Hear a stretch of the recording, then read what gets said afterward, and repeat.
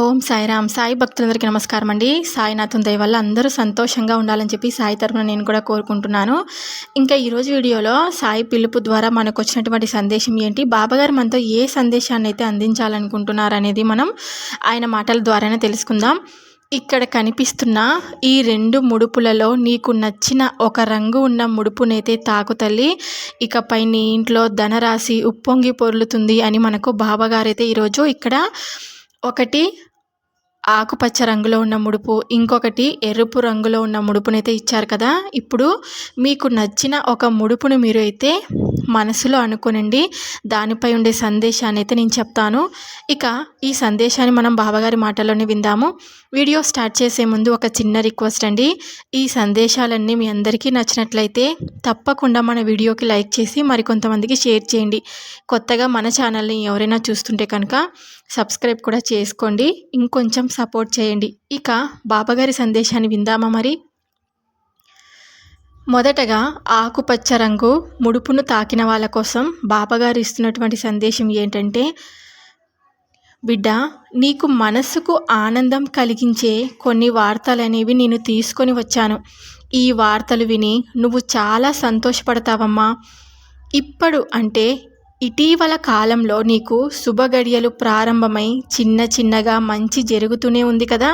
అయితే నువ్వు ఇలా కూడా అనుకుంటున్నావు, సాయినాథ, చిన్న అవసరాల నుండి నన్ను గట్టెక్కిస్తున్నావు, కానీ నా ముందు ఉన్న ఈ పెద్ద అగాధం ఎప్పుడు పూడుస్తావు? ఈ అగాధం తొలగితేనే మేము జీవితంలో స్థిరపడగలము, మా బిడ్డలకి ఎటువంటి ఇబ్బంది లేకుండా చూసుకోగలము. ఈ సమస్యకి పరిష్కారం లభించేలా చేయండి అంటూ ప్రతిరోజు అడుగుతున్నావు కదా. ఈ అగాధాన్ని పూడ్చుకోవడానికి అహర్నిశలు కష్టిస్తూ నీ పనిలో ఎంతో పాటుపడుతున్నావు. నువ్వు తొలగించడానికి అవసరమైన సరంజామా అంతా నీకు నేను అందిస్తున్నాను. నువ్వు ఏమీ ఆందోళన అయితే ఇకపై చెందకు తల్లి. నువ్వు పాటుపడుతున్న నీకు ఒక రక్షణగా ఏ పనైనా సరే ఉంటుంది. దానితోనే నీకు ఈ అగాధం పూడుస్తుంది. ఎందుకంటే నీకు ఈ మార్గంలో ఎంతో రాబడి వస్తుంది. ఆ రాబడితో ఎటువంటి ఆటంకాలైనా సరే అన్నీ తొలగించుకొని మీరు ఎలాగైతే జీవించాలని అనుకుంటున్నారో ఆ విధంగా హాయిగా ప్రశాంతంగా జీవించగలరు. ఇకపై మీ ఇంట్లో ధనంకి కొదువనే ఉండదు. ఏ పని మొదలు పెట్టినా అందులో మంచి రాబడి వచ్చేలాగా నీకు అన్నీ కూడా చేకూరుతున్నాయి. ప్రస్తుత కాలంలో ధనం లోటు ఉంది అంటే ఆ ఇంట గొడవలు సర్వసాధారణం కదా. భార్యాభర్తల మధ్యన విభేదాలు కూడా సర్వసాధారణం. అయితే ఒక సమస్య వచ్చింది అని అనుకున్నప్పుడు ఒకరినొకరు నిందించుకుంటూ ఉండకుండా సామరస్యంగా ఉండి ఆ సమస్యని ఎలా దాటాలన్నది మీరిద్దరూ కూర్చొని ఆలోచించుకుంటే ఆ సమస్య తీరడానికి ఇన్ని రోజుల సమయం పట్టేది కూడా కాదు.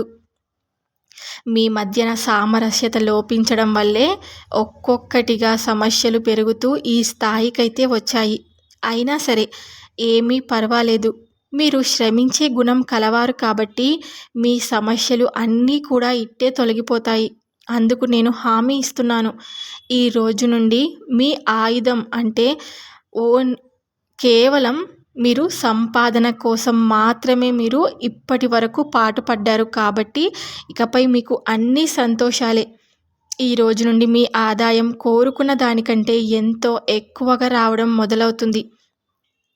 బాధ్యత నా మీద వేసి ప్రశాంతంగా నీ పని నువ్వు చేసుకొని వెళ్ళు.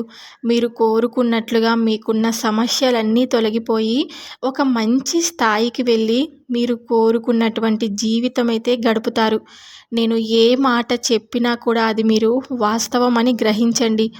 ఎందుకంటే చాలామంది అనుకుంటూ ఉంటారు, ఎప్పుడు కూడా బాబా మాకు సందేశాలను ఇస్తూ ఉంటారు, కానీ మాకు ఏది జరగడం లేదు, మేము ఏ లాభాన్ని పొందడం లేదు అని బాధపడుతూ ఉంటారు. కానీ అలా ఎప్పటికీ అనుకోకూడదు. మీకు ఈరోజు నేను ఈ సందేశాన్ని ఇస్తున్నాను అంటే మీకు ఈరోజే ఉపయోగపడుతుందని చెప్పను.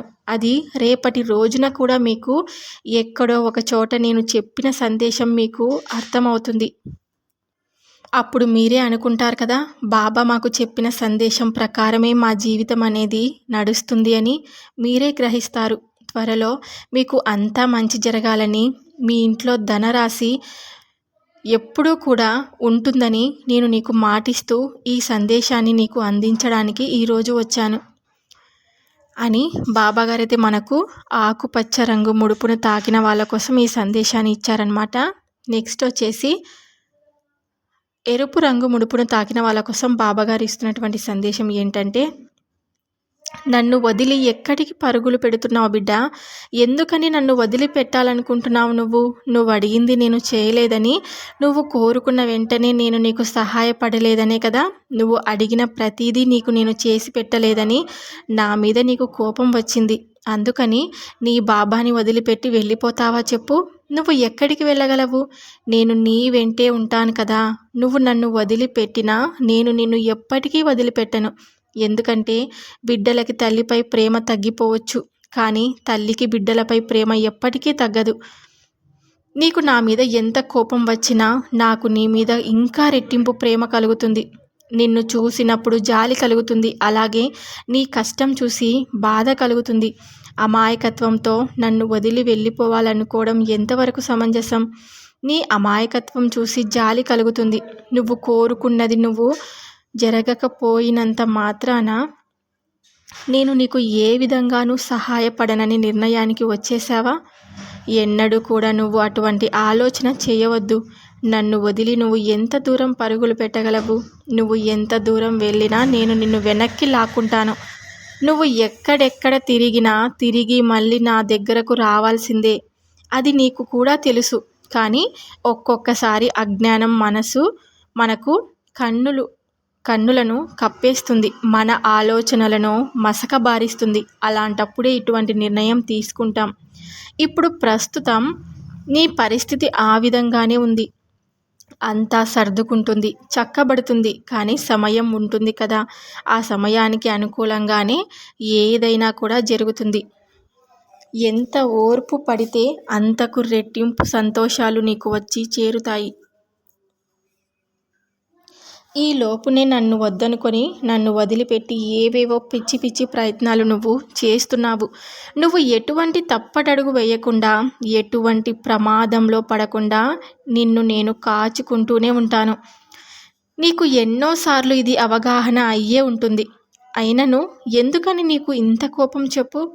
అయినా అందులో తప్పేమీ లేదులే. నువ్వు నా బిడ్డవు కదా. నా దగ్గర తప్ప నువ్వు ఎవరి దగ్గర నీ కోపాన్ని చూపించగలవు చెప్పు? నీకు నా మీద ఎంత ప్రేమ ఉంటే నా మీద కోపం చూపించగలవు? నువ్వు ఒక మాట నన్ను అన్నావంటే నీకు నా మీద ఎంతో ప్రేమ ఉన్నట్టే కదా. నువ్వు ఏమీ కంగారు పడవద్దు. నేను ఎంత చెప్పినా, నువ్వు నన్ను వదిలిపెట్టి వెళ్ళాలనుకున్నా సరే నేను నీ వెంటే ఉంటాను. ఇది మాత్రం నిజం అని బాబాగారైతే మనకు ఈ సందేశం ద్వారా ఈ విషయాలన్నిటి చెప్పారండి. ఎరుపు రంగు ముడుపును తాకిన వాళ్ళ కోసమైతే ఈ సందేశం అనేది వచ్చిందనమాట. బాబాగారు చెప్పిన సందేశాలన్నీ ఎప్పటికీ మనము గుర్తుంచుకోవాలి, ఎప్పటికీ కూడా మనం పాటిస్తూనే ఉండాలి. బాబాగారు చెప్పినటువంటి ఈ సందేశం మీ అందరికీ తప్పక నచ్చుంటుందని అనుకుంటున్నాను. నచ్చితే కనుక తప్పకుండా వీడియోకి లైక్ చేసి మరికొంతమందికి షేర్ చేయండి. రేపు బాబాగారి పిలుపు ద్వారా వచ్చే సందేశంతో ప్రతి ఒక్కరం మళ్ళీ కలుద్దాం. అంతవరకు కూడా బాబాగారి ఆశీర్వాదం అందరి కుటుంబాలపై ఉండాలని చెప్పేసి నేను మనస్ఫూర్తిగా కోరుకుంటున్నాను. సర్వే జన సుఖినో భవంతు. ఓం సాయిరామ్.